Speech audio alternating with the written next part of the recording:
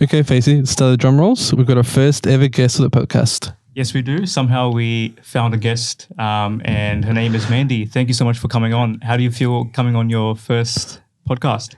Well, thanks for having me. It's quite different. Didn't expect to do this today, but thanks for having me. Not a problem. Great to have you. So this podcast is obviously about immigrants and we want to share their stories and talk about their money journeys as well, because the title of the podcast is Migrant Money Australia. So we'll start off with your story and learn about your investing journey and so on. So tell us a bit about yourself. Yeah, so I migrated to Australia in 2008. So my parents came here in 2005, so I followed them since then. So they started their journey here as a meat factory worker. So they were able to get skill migration through that path. And when I came here, I started primary school in Central Queensland. That's how they were able to get their migration through, because regional area generally is a lot easier. I couldn't speak a word of English when I first came. It was quite daunting. I remember in the class, I had to go bathroom, but I didn't know how to communicate with the teachers. I just ran out. And when I got back, I got in a bit of trouble. I remember the teacher was writing on the book and she was drawing little pictures against words. And one thing that I always remembered was understood. Like, she asked me, did you understand what I was telling you? And I said, no, because I don't know what that word is. That was huge to me. So that's pretty much the start journey of how I landed here. And because my parents are migrants, their background in language wasn't so strong. So since I was young, I have been through a lot of journeys with them, through buying their first car, first house, second house, and moving across from Queensland to New South Wales. So I went through quite a bit of journey compared to an average person my age, because I was pretty much living a double life as an adult when I was young. So that's about. So how old were you when you arrived in Queensland? I was 10. 10 years old? 10, wow. Yeah. And then not a word of English, learning from scratch, and in regional, pretty much Queensland. Yeah, I was the only Asian at the school at the time. Oh, that would have been very tough. Did you feel how was that experience? It was tough. I didn't really have friends. I remember getting in fights with kids, no. And I was sitting at the red bench, but it's all right. I got through it. Yeah. And with your journey in school, were you offered any sort of special support during that transition period? Because in my experience, we had a special teacher that would come in, would sit with me to kind of get me through that experience. So did you have any of that sort of support, or it was just kind of, you were just left on your own to sort of fend yourself? I mean, primary school, I had no idea we were getting graded. That report card, that meant nothing to me, because I was not participating anything in class. Literally did nothing. I don't know how to do spelling bee. I don't know how I get to high school, to be honest. But in primary school, there was not much support. I was just playing, to be honest. Then when we got to high school, that's when I actually started doing task assignments and I got better grades. And I did get introduced to ESL in high school, but I didn't feel quite happy about it, because I felt like I was different from everyone else. So I hardly participated in that class, but instead I did go to English advanced class. So that was something that, made me proud at the time. Yeah. So ESL, so that was ESL in Queensland, and you moved to New South Wales and you went to school here as well? Yeah, I moved here middle of year 11 because at the time I had a scholarship in year 10. I went to Japan for 3 months, and from there I met different people in life, and I thought, if I was going to uni, I'm going to be moving from my school and I'll be away from all my friends that I've already made, so I might as well make that move now. So I moved to New South Wales based on that, and because my parents always wanted to move since there's a larger Chinese community here. So then we just migrated in the middle of year 11 after we saw our house on our first day of posting the ad. Yeah. How was that experience? Pretty much you guys bought a house in Queensland, or? Yeah, we bought a house after I arrived about 4 years later, because it was close to school and we thought we're going to be there for another 5 years for high school. But since I decided to move with the family to New South Wales, we put the house up for sale. Okay. And I'm guessing those 4 years, pretty much you guys were renting and pretty much your parents were saving and scraping through and then doing all that. Because that's always tough. Yeah, I remember when I first arrived, my parents didn't have much. They were living with their cousin, and it was a 2-bedroom unit. It was 2 couples. So my parents and the cousin and the cousin's wife. And I remember having to share a room with my parents at 10 years old. It was tough. The room was small, and slowly, as time went on, like I think about 6 months later, they were able to find another place. Then we're just sharing a unit together, 2-bedroom, all by ourselves. And the rent was ridiculously cheap. It was like something like $180 a week or $170.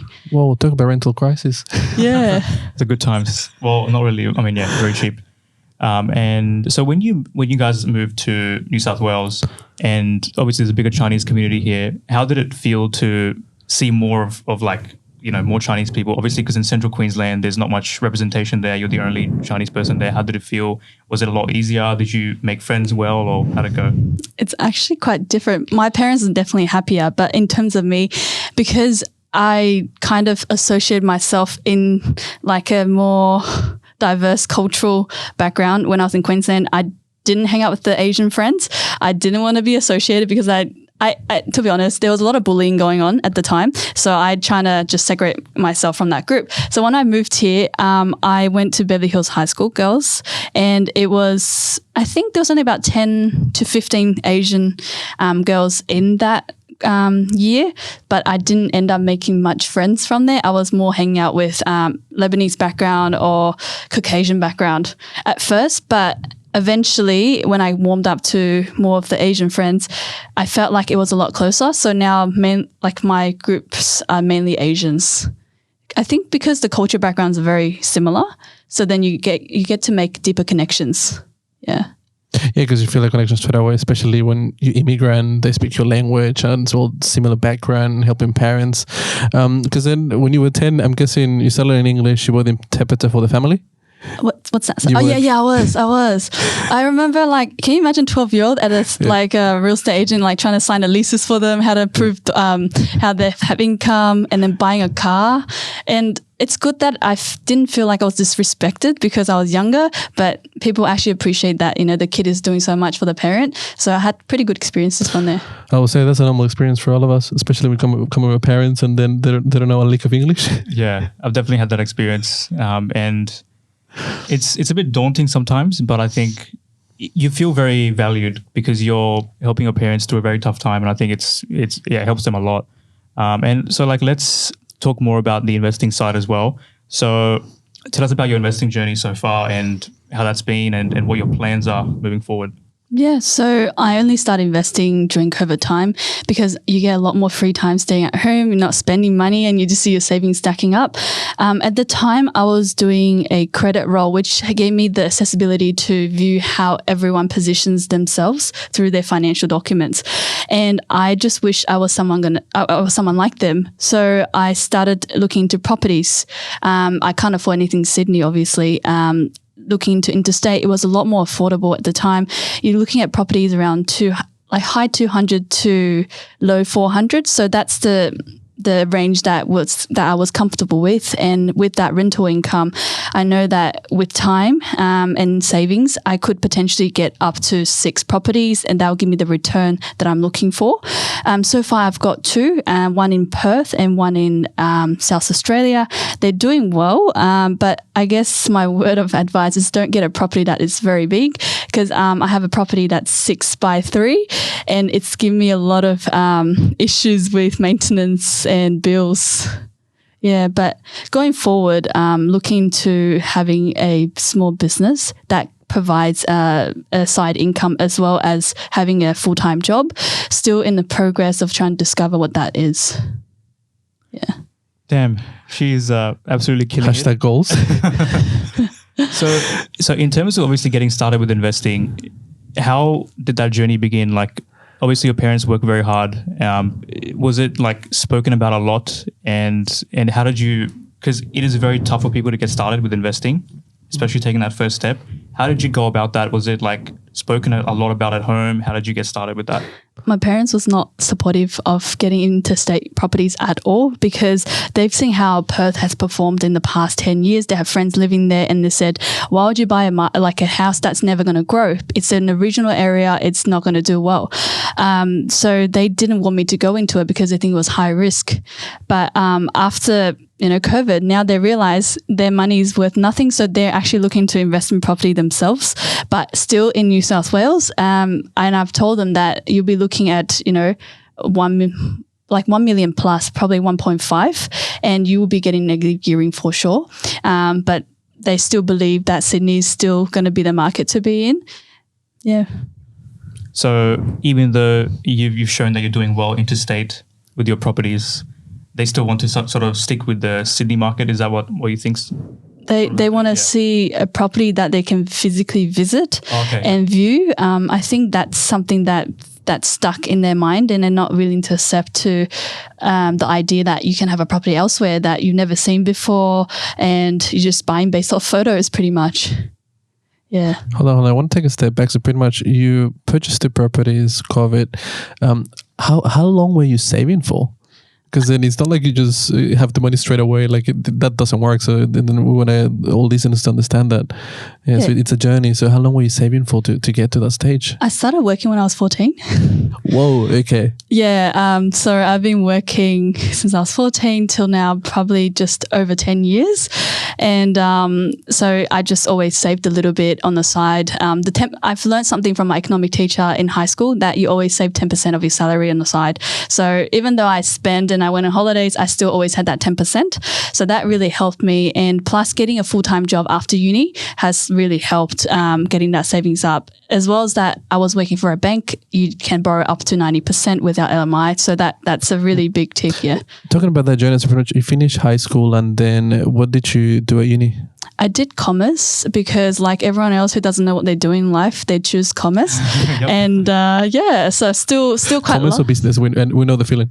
Yeah. I mean, you get your arts, you get your commerce. Unless you want to be a doctor, then you go for it, right? Yeah. No, but that's great. So pretty much that's an amazing journey. Pretty much, and then you supported your parents, you helped them a lot, and then pretty much, what's the next step? Are you looking to push to 6 properties, or right now you want to take a bit of a break or a step back, or what's the plan? Ideally, I want to get 1 more property, but that's as long as the servicing allows me to. But you can't really borrow too much on salary, so that's why I'm pursuing to have a side business, because the more business you have, the more different streams of income that will help with getting that property. So my goal is to have as much as income stream as possible other than the full-time job that allows you to acquire more assets essentially. And just asking, so where's that drive coming from? Is that something that you always wanted to do, or is it something that you saw as you were growing up and then helping your parents? I never saw myself doing this, honestly. I thought I'm just going to work 9 to 5 and just be it. But I wasn't happy in my jobs. I felt like the days are going by and I'm getting older and I'm losing all my time. And if that's all I've been spending my time on, just doing something I don't love, then there's no point in life, right? If you're just living by paycheck to paycheck. So I wanted to reach, a point in life where I can be happy to just take a year off, 5 year off, just to be with my family, doing whatever I really like. Having that freedom is what I'm after. All right, so pretty much it's not about the money, it's looking for that freedom. Yeah, pretty much. And then spending time with pretty much friends and family. That's the goal long term. Yeah, because you only live for so long and you don't know when your day will come, right? So if your last day spent is at work and you've never lived, then what's the point? Yeah. No, but your journey, to be honest, it's amazing. You literally came here in 2008, you were 10, and then going through high school, the whole experience, and moving into state. That's the other thing. It's a huge move, because then you move countries and then you move states. So it's a shock to the system as well. I think I'm just not thinking through, to be honest. If I could go back, I don't know if I'll make the same choice, because I was doing really well at school in Queensland, and the curriculum is quite different there, and had a bunch of friends who was very motivating and they were doing really well. So majority of the group that I was with, they're either lawyers or doctors, and I feel like a failure because I just did a Bachelor of Commerce. I'm still not sure what I'm doing in life. And I just wish that I have more guidance in terms of like a career path. If maybe that would have happened for me if I was in Queensland, maybe, but didn't do too well in New South Wales when I made the move because I was so behind of all schoolings. Yeah.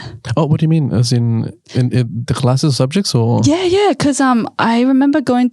So in Queensland, I did, I think they call it Civil Science 6, which is the hardest maths, all sciences, hardest English. That's what I did, right? So I thought I was able to carry that on in New South Wales.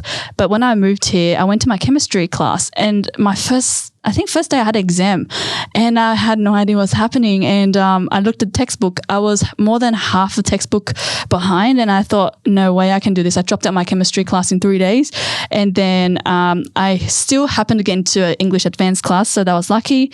I went to my maths class. I dropped out my maths extension as well because my teacher was just not experienced. He was brand new, never taught HSC before. It was very disappointing and I gave up maths essentially.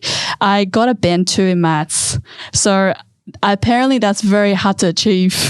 You have to fail very hard to get band 2. So that was me. Or anyone listening to this that doesn't know the education system in Australia, we got this thing called band system where it goes 1 to 5. Yep. And pretty much 1 to 6, yeah? And pretty much 1, you're the best. And if you're like me, going on band 3 and 4, then you're okay. Wait, I think band 6 is the best. Yeah. Is it? Yeah. One is a complete fail. All right, guys, I never said anything. If you didn't completely fail, you somewhat failed. I'd answered the multiple choice. So that's how I got the band 2. But look, I think there's an important point to be made here. Hey, she was doing extension maths and English, and I'm like, I was barely doing ESL. Yeah, I did standard English, general maths. So like, look, I think the important point to be made here is that despite getting that result in maths, you're still killing it like financially. If you look at obviously the properties you've bought and the plan you've got, a lot of people do excel in school, university, but they're not able to convert that into like investments. All they do is just a job, which, you know, that's what they do. I'm not saying the different choices in life, but sometimes people just don't invest. So it just goes to show that like school is not the biggest predictor of where you're going, like wealth-wise and money-wise. So just important to point that out. But one thing that I want to ask you is, obviously you did a degree in commerce. If you were to redo like the last, say, 6 years, would you still go down the university path or what would you do? That is actually very hard to answer because the degree led me to my job now, right? So that gave me the accessibility of understanding financials and helped me to do my role. But if I could go back, I don't think I would have gone with uni because I'm like 30 grand in debt in HECS that I haven't paid back. And in comparison to people who's gone out and done the job, they've already 3-4 years ahead of me in terms of savings, in terms of life experience. And I think I didn't use my time in uni that wisely. I just studied for the exams. I didn't study for myself because it wasn't something that I was very interested in.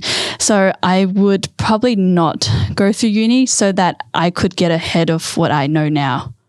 Yeah. And then were your parents pushing you and supporting you pretty much to go to uni? My parents are actually pretty okay. They've never forced me to study. It was... I guess I proved them that I'm capable, and they used to come to my room and said, "Oh, why are you not studying?" And after I show them my report card, I'm like, "Can you just leave me alone, and then I'll get you the grades that you wanted." So that's what I've always done. And since I moved to New South Wales, they got new friends. They're busier. They don't know what's happening, and I'm pretty sure they don't know what I've got on my ATAR as well. But as long as I was in a uni, that was all good. So I pretty much only went to uni because of the expectations from my family that I should be going to uni, and so that I wouldn't have a life like them, where they work mainly in labour and not something in an office. Yeah. So back home before your parents moved here, what were they doing back home? So my parents were shop owners. So my dad had a light fixture wholesaler kind of shop. My mum had a electrical appliance shop.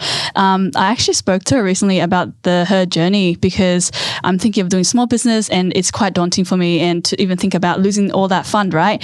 But I was expecting her to say, "Oh, don't do it. It's risky," because that's what my perception of them is. Anything risky, they will say no.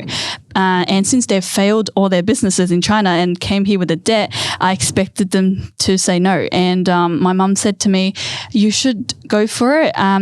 But after, doing all your researches and understanding how the business work, because you only have one chance. And what's the worst? You fail the business, but you can always work and get that money back. But at least you've tried. And it's good to have that mindset to have a business, because that's the way to make money. Yeah. So pretty much they were running the business over there. I'm guessing it was going pretty well, and then suddenly, unfortunately, things turned bad. And then the last option for them was to move to Australia, pretty much to pay that off and then find work here. Because then that would have been a huge change from being a small business owner to then come in here and then just do jobs just to scrape through. Yeah, I mean, I think majority of migrants that I know, their life back in their own countries is a lot better. They know the people and they don't really need too much to get by. And when they come here, they work so hard. They work long hours. They work all the jobs that no one will want to do. All the Aussies that doesn't want to do, and the migrants will do all the hard job and doesn't earn too much salary. But it's what you have to do and to survive and provide for your kids. So I'm really lucky that my parents look after me in that sense. Look, if you were to give the community advice to, pretty much if they're doing tough or pretty much trying to figure out what they want to go in life, especially our community, because then we're trying to reach out immigrants, first, second, third generation, so pretty much we understand how tough it is, and it's a different experience. So what advice do you want to give them? That's hard. I want someone to give me advice as well. I think we all do.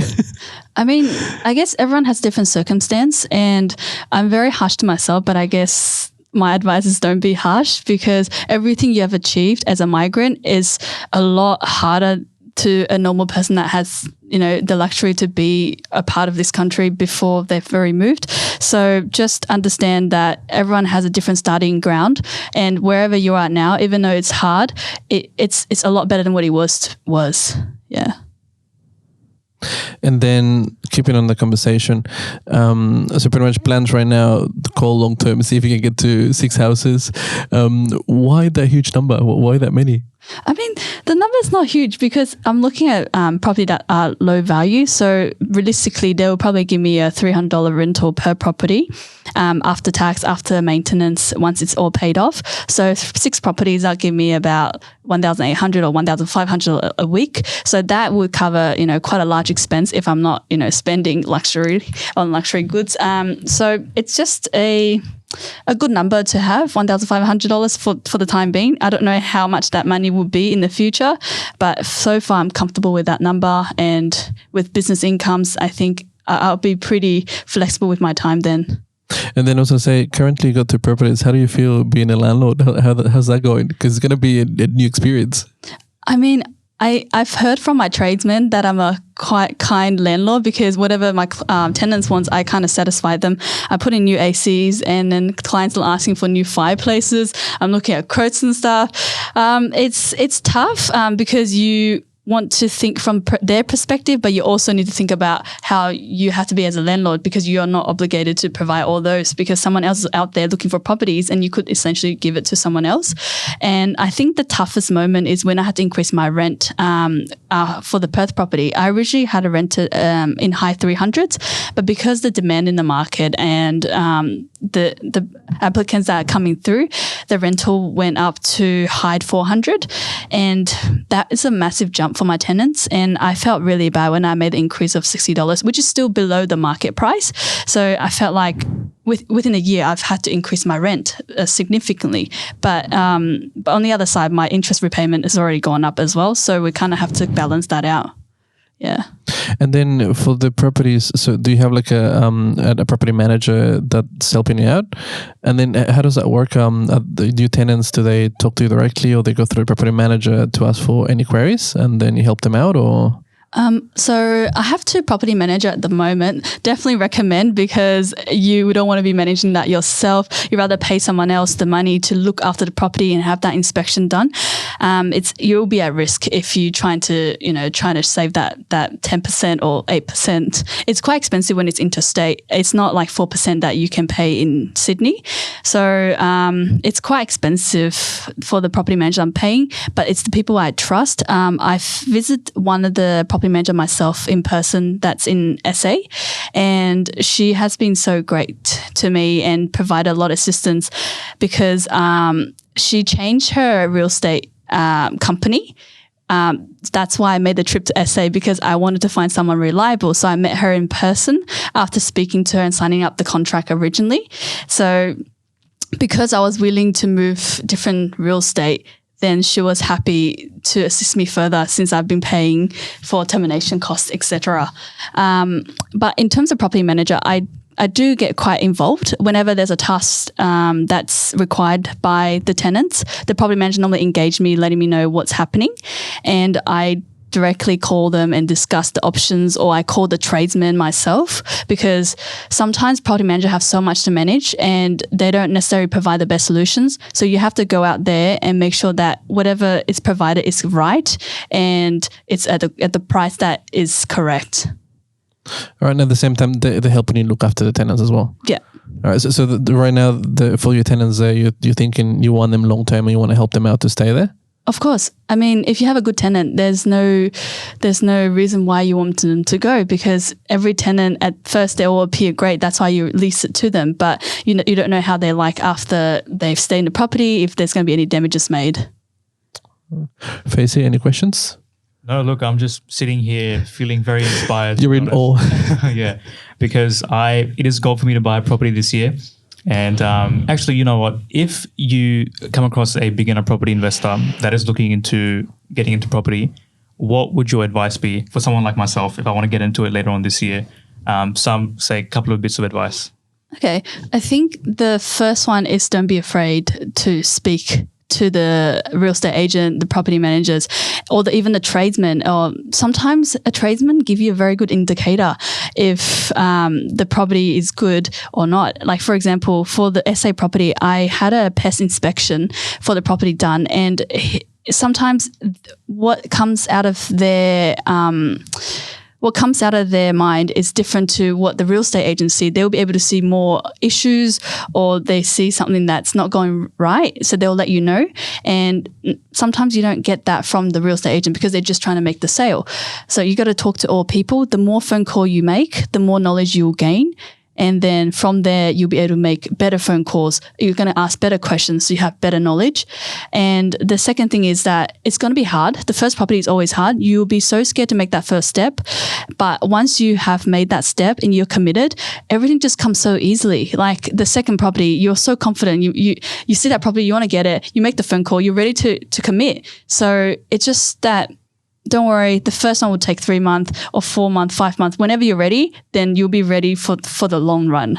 I was going to say, do you think you feel a bit comfortable getting into property because your parents bought property in Queensland when they were able to save the money when you guys first came? Do you reckon that helped you a little bit? Not really. I don't really remember them buying that property. I just remember getting a gift basket and shaking hands in a real estate agency. And I was just happy that we finally don't live in a unit and we have a house, and it was so close to school. I could literally hear the alarm and I'd get out of my bed and I'd just walk across. So my parents have always, I think location is key for them. They've always looked properties in location. And I think that's something that stuck with me, getting houses at the right location. I mean, even now when they got the property in Sydney, I live right next to the train. It's one street away, so it's not that noisy. And I'm very close to bus stops, and I have gym, I have a plaza, and I have all the groceries around me. So it's very convenient. So that's something that I've learned from them. And currently you live with your parents? Yeah, I live with my parents so I can save more money so I can buy more houses. Hey, that's always good. If your parents love you and they want to keep you around, take advantage of it. Yeah, we've spoken a lot about this on the podcast. I still live with my parents. I think there's tremendous value in doing so. Maybe sometimes your mental health suffers. But, you do save a lot, and it does help out a lot financially for sure. So sticking on the topic of investing, you're killing it in the property space. What about the stock market? Have you invested in that? And what are your thoughts, or what do you think of that? I followed the trend during COVID. I saw Afterpay going from 40 to over 100, and I just was too scared to follow. So I bought ZipPay. That was a great investment. I bought it at 5. It went up to almost 20, and then now I think it might be worth 10 cents each or less. I'm not too sure. So that was not great. I didn't do my research, obviously. So it was more like trying to ride the wave, and I failed, and definitely would do more research. And actually from like Fyzee's advice, I've got into ETFs. So that's been helping me. I had a look. I only lost 2% at the moment. So we'll see how it goes in the long run. So basically, we had a chat, and she already researched. None of this financial advice, guys. FYI. Yep. But she was very keen on doing the research. She knew all the stuff, and she just, I think, was looking for a bit of a push to just get started, which we had a chat about. And I think I'm slowly converting her into a stock market person. I don't know. Let's see. But it's great. You know, you're diversifying across property as well as stocks. So with your ETFs that you've bought, what are your plans with those? Are you going to keep on holding onto them for the long term, or what's the goal with that? Definitely holding them for long term, because in the short term, you don't really see much returns and the risk is higher. So when you hold them for long term, the risk generally reduces, because, you get less impact in terms of pricing over long term. So I've already had a initial start on them, and planning to put savings aside each week so that I can make regular investments as well in them. I was going to ask, because you bought your first property. Before having that property, did you borrow money, like a credit card or anything like that before? I got a credit card because it was company benefit. I got it for the points. It didn't put me in a very good position. So you never had a credit card till you got a job that pretty much provided you with one? Or the bank benefits are too good, hey? Yeah. So free credit cards, and it came with I remember 70,000 points. Didn't realize it wasn't a very great deal, because now you can get 120, 130 points, 1,000 points. So yeah, I got into them because of that. And then actually, when you get into credit card, then it gets you thinking, if I could use someone else's money, why am I using my own money? So it helps with home loans, because you're utilizing, the credit card, the 45-day payment advance. Then you put the money in the loan and you repay it. So it's good if you're not abusing the card. So you're comfortable with that, pretty much using the credit card, and then you jumped into borrowing money to get the property. Yeah. How was that? You feel really comfortable pretty much with the money that you owe and all of that? I mean, because my property provides a good rental income, and when I bought the property, I was looking at a 6 to 7% rental yield, and I wasn't really stressed. And I said to one of the properties, even if the interest rate was over 4.5%, I'm still going to break even. And I was so confident. And then look at the interest rate now; it's way above 4.5. But because the loan value are small, because the house prices are low, then it still doesn't have too much stress on me. So when you bought the properties, you saved a 20% deposit? 10%, because 10%, okay.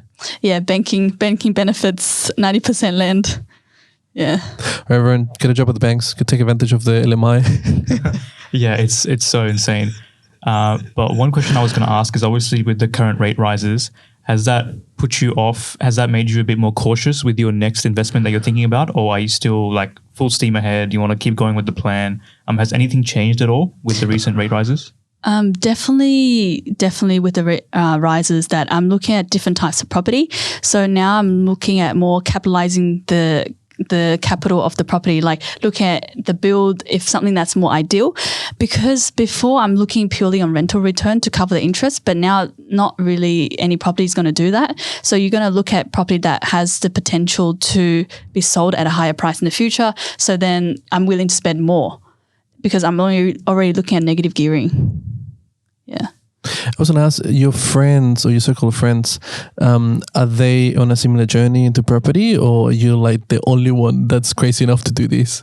I know one friend who is way above what I'm at right now. He's done property development. When I first met him, he just finished building his own property, which is worth, I think, 700,000, fully paid off. Oh. He was a year younger than me, and he's building his mum's dream house next door at the time as well. And he's got so many big plans in business that's currently going for him while working a full-time job.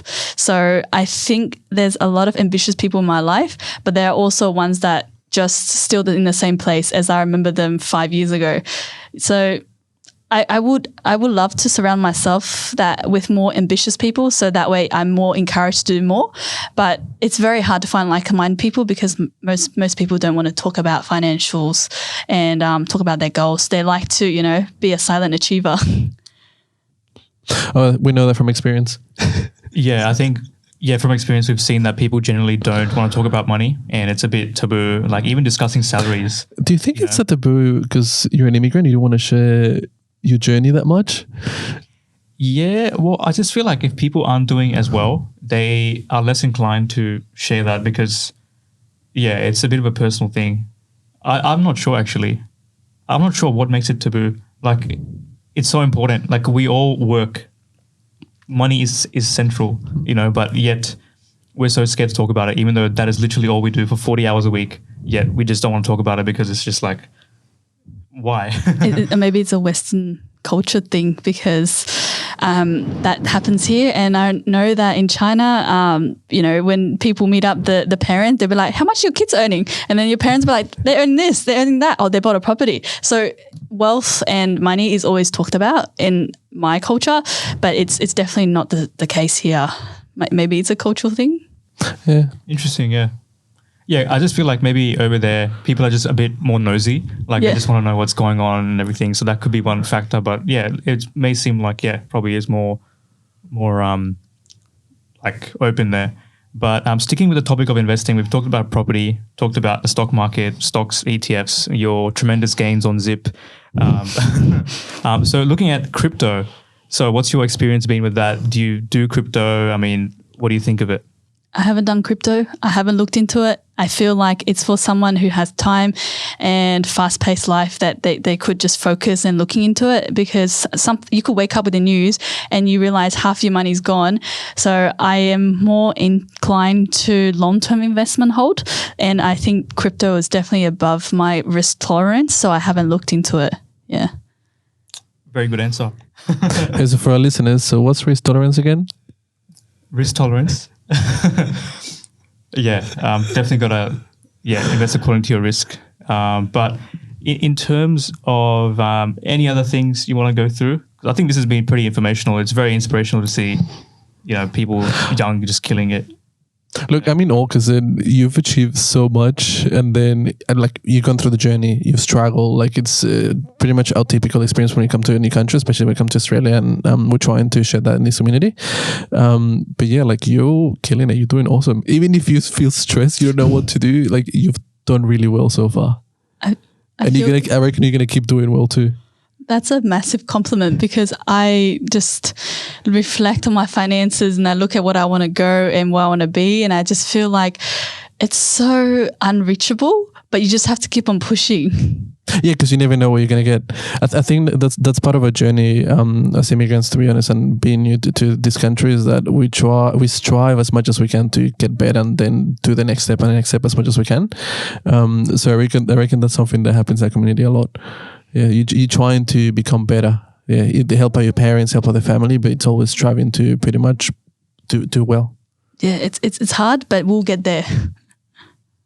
All right, Fyzee, any ending remarks?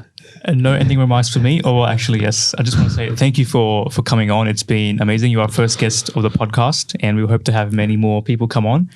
Do you want to give any words of advice or anything to our listeners about investing or just general tips about, coming into Australia and building a life here? I guess if I could come here with knowing no words of English, and I'm pretty sure most people would have a little bit more than what I had. If I can do it, then you can do it. Like if you with investment, if you do your research, then why don't you just take the risk, go for it? If you fail, like my mum said, you can always try again. You can always work hard and try again. So that's it. Love it. Thanks for listening.